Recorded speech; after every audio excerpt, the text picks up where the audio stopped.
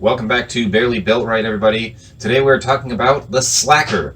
That's right, my 2000 Chevy Tracker lifted on 31s, and today I have finished installing a Jeep metal front bumper for it.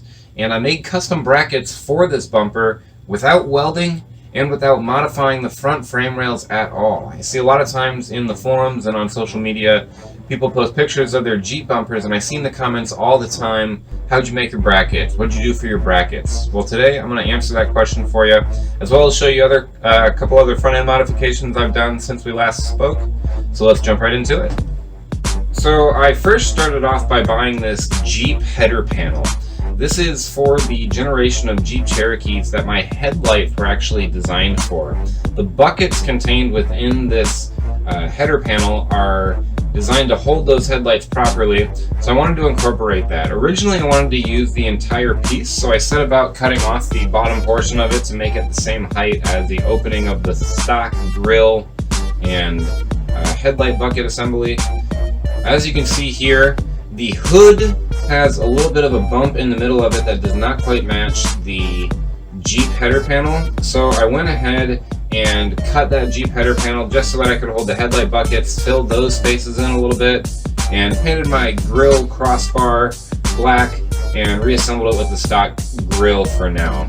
This isn't exactly what I want and is not my final intention here, but it's going to do for now. After I did that, it was time to get started on the Jeep bumper brackets. So first step was to remove the crash reinforcement. Now, I am assuming at this point, if you're making your own brackets or looking to, you've probably watched other videos or at least understand how to get all the plastic and trim and bumper cover and all that stuff off of the factory bumper setup. So we're going to start here with the bumper reinforcement and taking that off and going from there. First off, you got to take off these 12mm bolts. There's 4 of them, one on each rail on the top side and one on the inside edge of each rail. And here you can see what it looks like with that reinforcement removed. You can see the open box ends of the factory frame rails and the 2 holes on each side that hold the factory reinforcement on. This is the 1.5 inch by 3 inch C-channel that I'm using. As you can see, it's almost the exact same size as the frame rail. So what I need to do here is notch off one side or one tab of the C-channel. Here you can see how I got the C-channel and what I need to do to knock one of the tabs or sides off of it.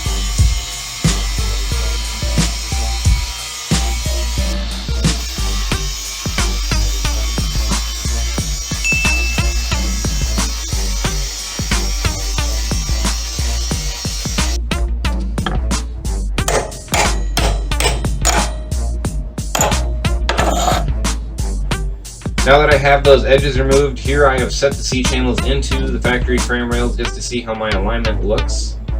I need to drill out these holes for the factory frame rail bolts to go through the C-channel that I have put in.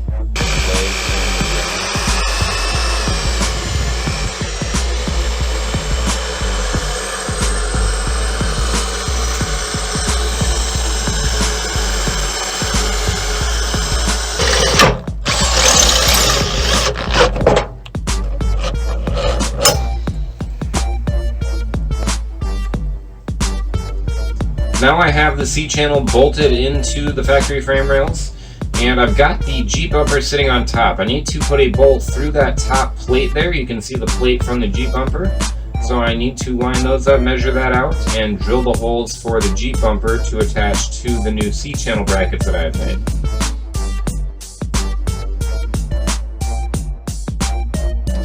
Here you can see what the semi-finished brackets look like. I haven't sanded them down, finished them, or painted them or anything like that, but you can see the cuts made out of them with the 3 holes drilled, 2 for the factory frame rail bolts and 1 for the Jeep bumper to bolt onto the brackets. With the new brackets installed into the factory frame rails, it was time to mount up the Jeep bumper. This was simply putting new bolts and hardware through the holes that I've made onto my brackets and tightening everything down.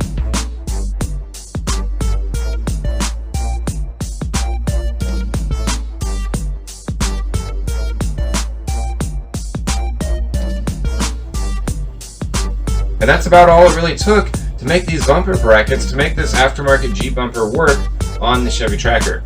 I was surprised with how lucky I got, really, in the sense that the mounting holes for this aftermarket Jeep bumper lined up almost dead center on these extensions or bumper brackets that I've fabricated. If they were to be any more offset or any wider, this would have been a much more difficult project, because this particular generation of aftermarket Jeep bumper is nearly dead center on those frame rails. I was able to simply make the extensions and drill holes. You don't necessarily need to do all the welding. With all the bolts and hardware that I have holding this together, I feel like it's at least as strong as that factory crash reinforcement or steel bumper that's behind the plastic one on the factory setup with the Chevy Tracker. It's solid, holds everything. Now I just need to get a winch. Let me know what you think in the comments below if you like the Jeep aftermarket steel bumper on the Tracker, and let me know what you think I should do next with the Slacker. As always, like and subscribe, and we will catch you guys next time on another episode of Barely Built Right. See ya.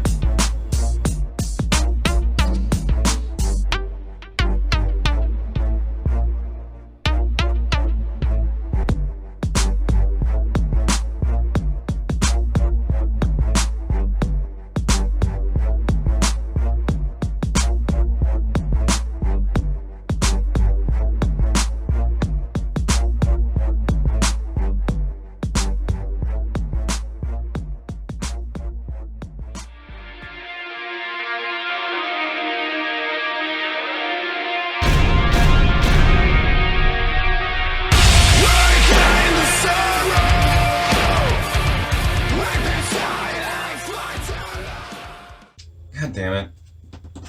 Train.